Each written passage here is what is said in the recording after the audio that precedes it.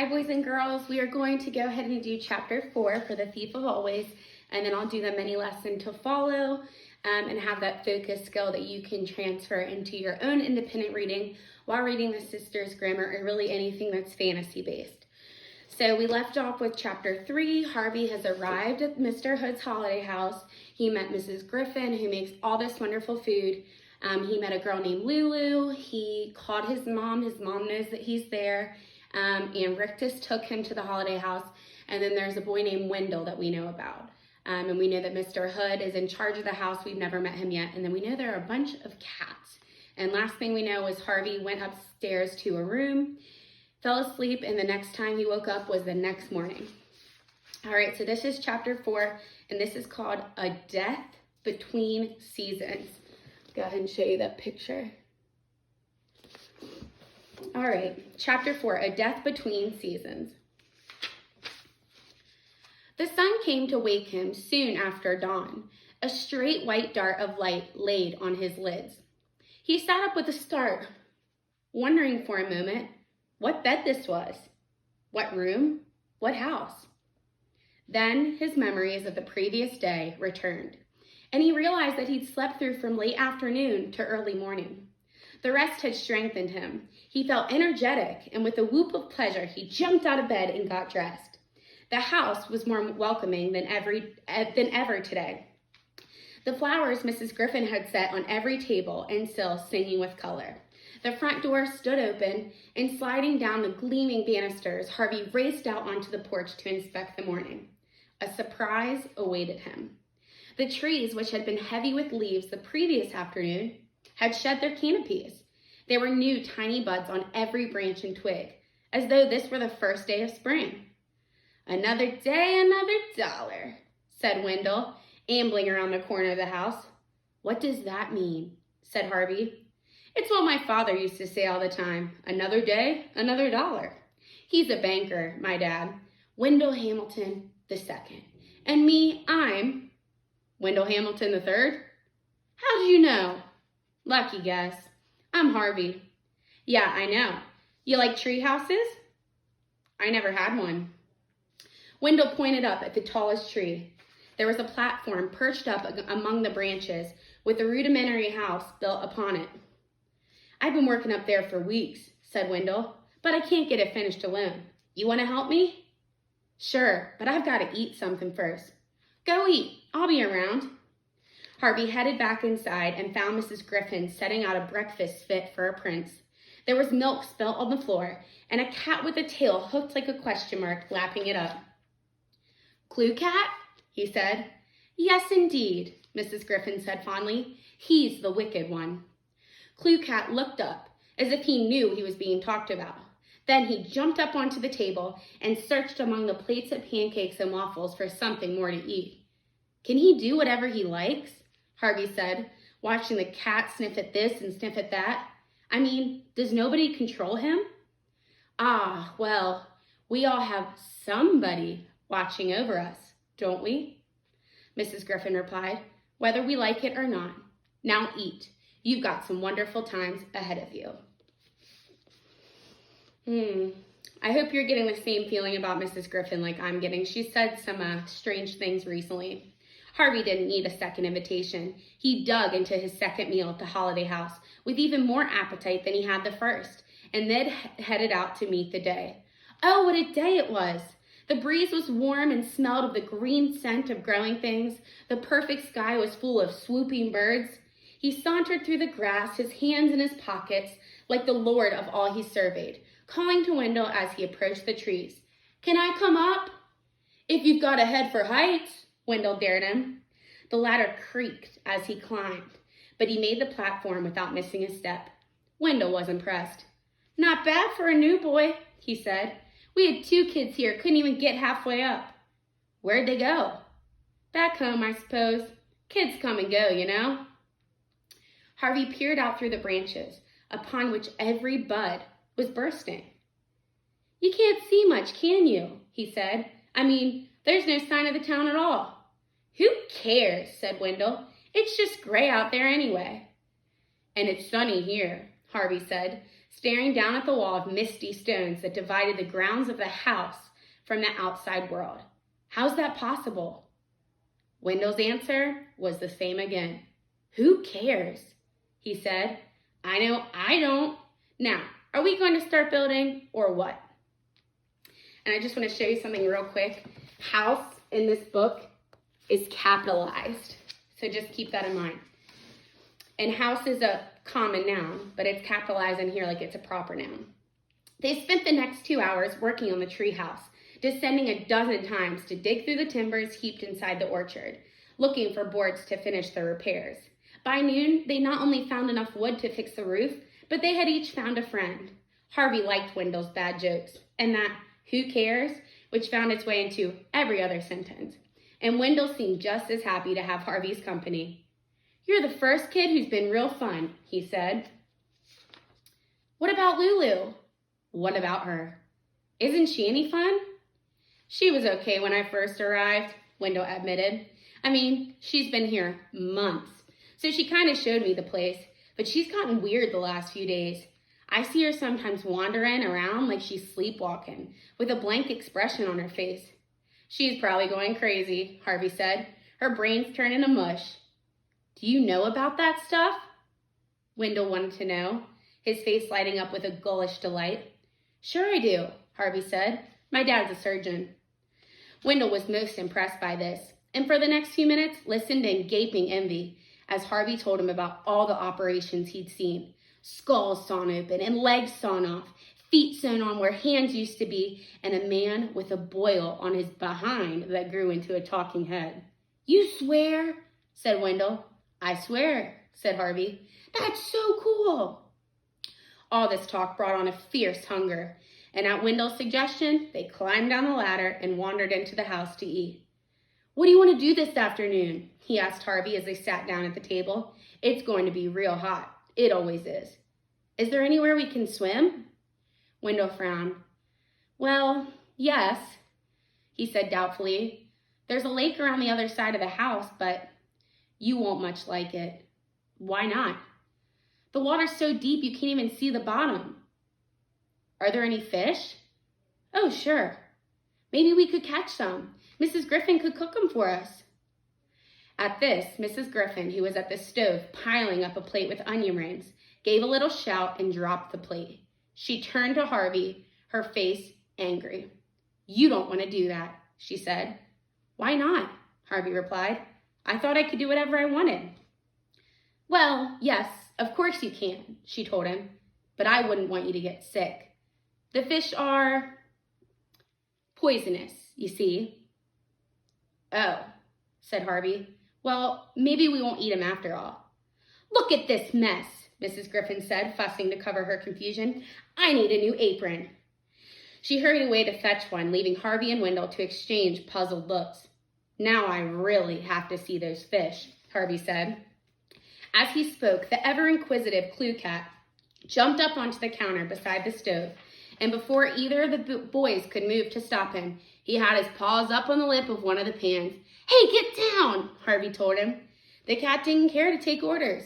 He hoisted himself up onto the rim of the pan to sniff at its contents, his tail flicking back and forth.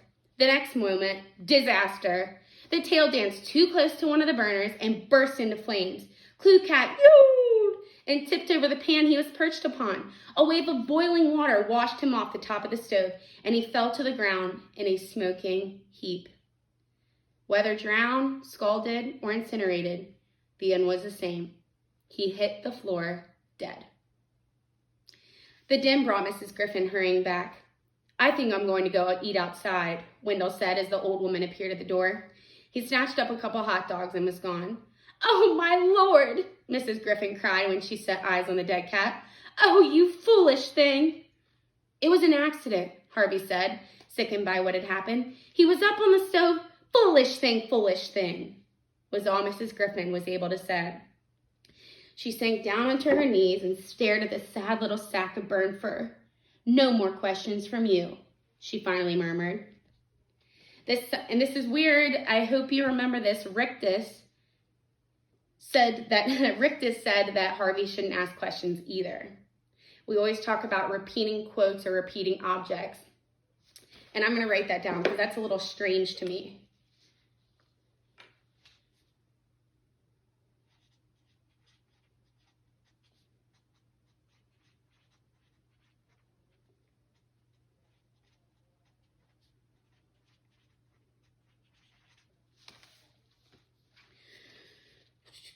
Where am I? The sight of Mrs. Griffin's unhappiness made Harvey's eyes sting, but he hated to have anyone see him cry. So he fought back his tears as best as he could and said, "Shall I help you bury him?" in his gruffest voice. Mrs. Griffin looked around. "That's very sweet of you," she said softly, "but there's no need. You go out and play." "I don't want to leave you on your own," Harvey said. "Oh, look at you, child," Mrs. Griffin said. "You've got tears on your cheeks." Harvey blushed and wiped them away with the back of his hand. "Don't be ashamed and to weep," Mrs. Griffin said. "It's a wonderful thing. I wish I could still shed a tear or two." "You're sad," Harvey said. "I can see that." "What I feel is not quite sadness," Mrs. Griffin replied, "and it's not much solace either. I'm afraid." "What's solace?" Harvey asked. "It's something soothing," Mrs. Griffin said, getting to her feet. "Something that heals the pain in your heart." "And you don't have any of that?" "No, I don't," Mrs. Griffin said. She reached out and touched Harvey's cheek. "Except maybe in these tears of yours. They comfort me." She sighed as she traced their tracks with her fingers. "Your tears are sweet, child, and so are you. Now you go out into the light and enjoy yourself. There's sun on the step, and it won't be there forever. Believe me." "Are you sure?" "I'm sure." "I'll see you later then," Harvey said, and headed out into the afternoon. And that is the end of that chapter. The last picture I'm going to show you at the end of this chapter. So just maybe might be a little preview into chapter 5. And chapter 5 is called The Prisoners. So that should be quite interesting. All right, so I want you to get your thinking caps on, and I want you to think of stories or times that you have had in your life at some point. So I want you to think about a time where you were in a fight with your friend, like your best friend in the entire world. And you're mad at each other, and they're mad at you, and you're like, this is never going to get any easier, and you're so upset about it, and it's causing you to have the worst days ever. And then finally, you're like, you know what? That's my best friend. We need to figure this out. So you go to your best friend, you start to work it out, and you're like, yes, my problem is solved. And then later that day, you get in a fight with your other best friend. And you're like, again, another best friend I'm going to fight with? And so you thought you had one problem solved and it was going to be all puppies and rainbows, and then you have another problem, and then another one, and another one, and another one, and it just continues to happen and happen.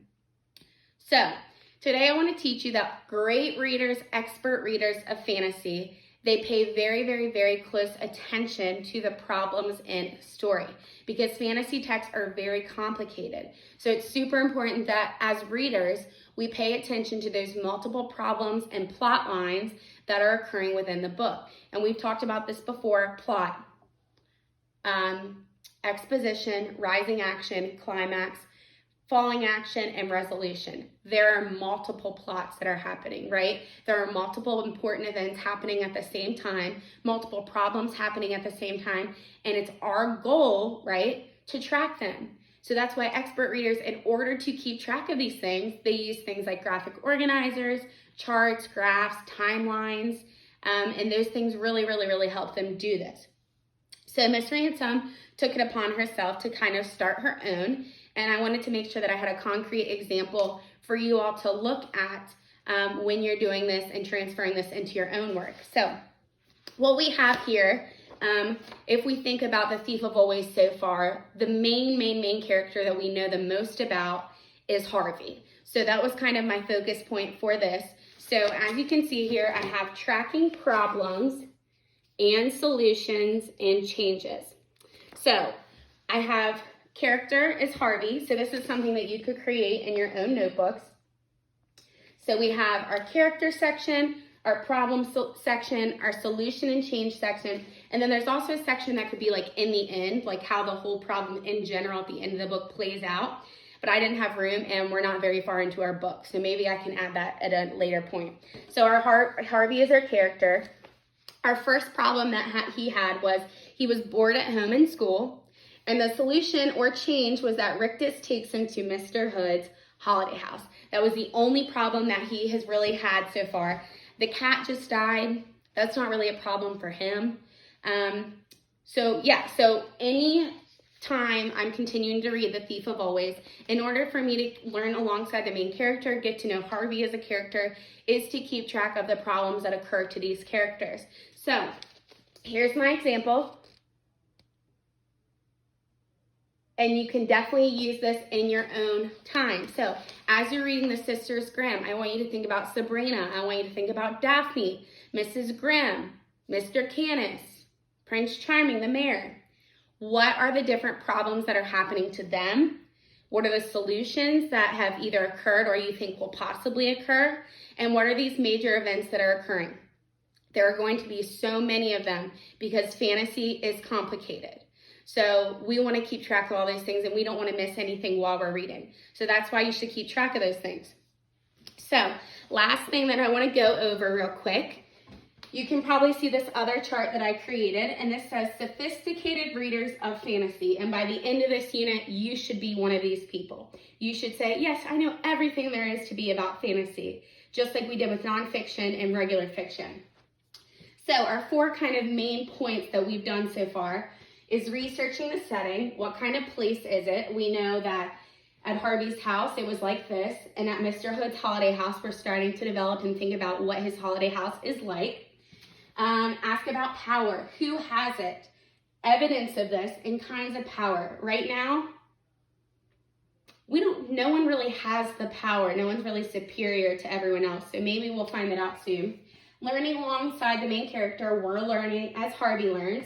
And lastly, for today, we have keeping track of multiple problems. So as we continue, we'll start to add on to this more as we learn new skills. And I'm really hoping that you will continue to transfer this work over to better yourselves as not only fantasy readers, but as readers in general. And I hope that love and passion for reading is continuing to grow even from your house. Okay, so I hope you continue this. And if you have any questions at all, feel free to send them my way. Again, make sure that you're writing in your reader's notebook. Nothing too crazy, but anything that makes you want to stop and write something down, do it. And if you want to make your own little anchor charts like Miss Ransom has, here they are. One last little look at this. And we will see you soon.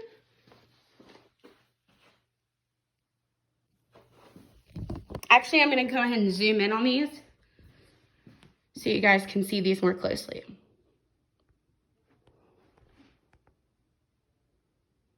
And here's this. And here's my reader's notebook so far.